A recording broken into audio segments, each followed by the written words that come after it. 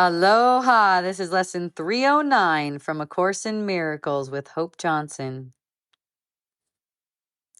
I will not fear to look within today.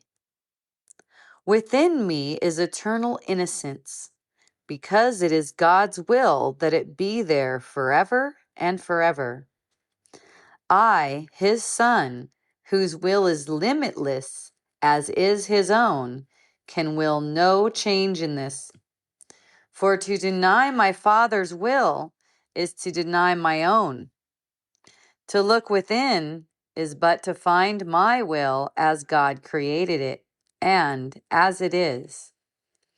I fear to look within because I think I made another will that is not true and made it real. Yet it has no effects. Within me is the holiness of God. Within me is the memory of Him. The step I take today, my Father, is my sure release from idle dreams of sin. Your altar stands serene and undefiled. It is the holy altar to myself, and there I find my true identity. And that concludes the text. I will not fear to look within today. So this is a statement of courage to discover the innocence and holiness where the ego has imagined there's guilt. Basically, it's a fearful thought. It's imagined there's guilt in there. And all guilt that we perceive in there when we look within is imagined.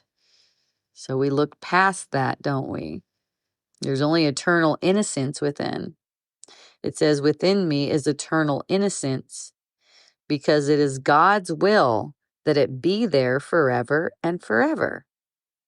So this doesn't need to be defended. This is not the kind of innocence I got to defend, like, in court, like I'm innocent or something, It's not earned. You don't need to repair your innocence. You don't need to repent for your innocence. It's been established by God, and it can't be altered by you or anyone else. Your fear of looking within is really fear of discovering this innocence. The ego is afraid of discovering the innocence. So the ego is telling you, don't look within because it's full of sin. But when you see the sin, you're going to see the sin, and it's probably going to scare the shit out of you. Recognizing that the sin actually does not exist. Go past it. There's only innocence because that's what God wills. The sin that you perceive, total illusion, totally make-believe. So a second will is totally futile. The ego believes it created another will that's apart from God. But the ego can't create. That's the thing. So it's projected. So it's projected the fear, the ego has projected this fear that it actually succeeded in creating another will apart from God. And that's the will that you're sinful. But, like this text says, it has no effects. No thought is going to undo what God created. And all the ego has is meaningless thoughts. Look at when you look within, all you see in there is stupid, meaningless thoughts until you go past them. When you look within and you look past these thoughts, you're going to see unity. Look past the conflict that's on the surface. God's will and yours are one. That conflict doesn't even exist. The reluctance to go inward comes from guilt. It's fear of finding darkness, condemnation, punishment. But this lesson is insisting to us what you actually are going to find in there is holiness, because that's all that's actually there. It speaks about the inner altar. Your altar stands serene and undefiled, it says. Okay, within you is a holy altar. This is untouched by any illusions. It's like a sanctuary. You know, you can probably identify this altar like right around the heart space. It's a sanctuary where your true identity is held in perfect safety. Okay? You looking within, it's not self-examination for flaws. Look at how the ego would have you do that. Looking for flaws in there. What's wrong with me and how can I fix it? It's actually remembering that God is in there. You know, when I was a kid and I was a missionary, what I used to do is go around and get people to ask Jesus into their heart. It's not that Jesus isn't already in their heart. It's just that when they ask him into their heart, that's consent. So it's consenting to knowing that it's pure and innocent in my heart. It's pure and innocent in here. And, you know, when we're saying heart too, when we're saying heart, this is right mind, really. It's synonymous with right mind. It's not like a heart is separate from the mind. It's like wrong-mindedness, the aspect that's listening to the ego is not really existing. So there really is only the right mind. And that's this altar. Right? This is the altar to God. And this is what retains your true identity. So finding yourself within is actually remembering God. What you feared was hidden in there, sin, separation, condemnation, will be revealed to you as false. It's not really there.